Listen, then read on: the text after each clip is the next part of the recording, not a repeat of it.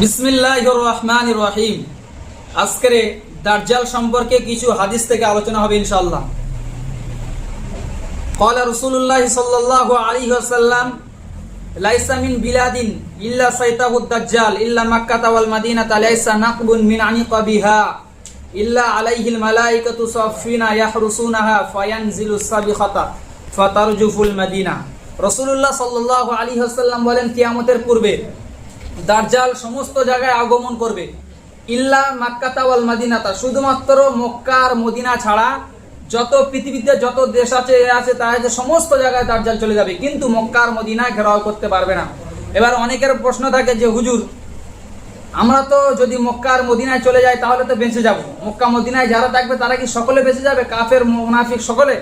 কিন্তু রাসূলুল্লাহ সাল্লাল্লাহু আলাইহি ওয়াসাল্লাম এই হাদিসের মধ্যে এটাই বলেন যে ওই দাজ্জাল আসার পূর্বে একটা বিকট আওয়াজ হবে, সেই আওয়াজে যত মদিনায় মুনাফিক কাফের ইহুদি নাসারা থাকবে গায়ের মুসলিম, তারা ওই আওয়াজ পেয়ে মক্কা এবং মদিনা ছেড়ে পালিয়ে চলে যাবে। তাহলে মক্কার মদিনায় শুধুমাত্র থাকবে মুমিন এবং ইমানদার। যেহেতু রাসূলুল্লাহ সাল্লাল্লাহু আলাইহি ওয়াসাল্লামের রওজাতুল মুবারক আছে, এই জন্য সম্মানের ক্ষেত্রে আল্লাহ পাক রব্বুল আলামিন মক্কা মদিনায় রাসূলুল্লাহ সাল্লাল্লাহু আলাইহি ওয়াসাল্লামের দিকে তাকিয়ে আল্লাহ পাক রব্বুল আলামিন ফারিস্তাদেরকে দিয়ে মক্কা এবং মদিনাটা হেফাজত করবেন।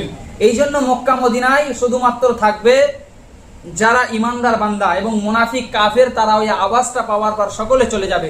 তো আমরা এই সম্পর্কে অনেকের কাছে প্রশ্ন থাকে, যেমন আমি প্রথমেই বলে দিয়েছি যে অনেকের প্রশ্ন থাকে, তাহলে আমরা তো অনেক গুনাহ করেছি, আমরা যদি মক্কা এবং মদিনায় চলে যাই তাহলে দাজ্জালের ফিতনা থেকে বেঁচে যাব।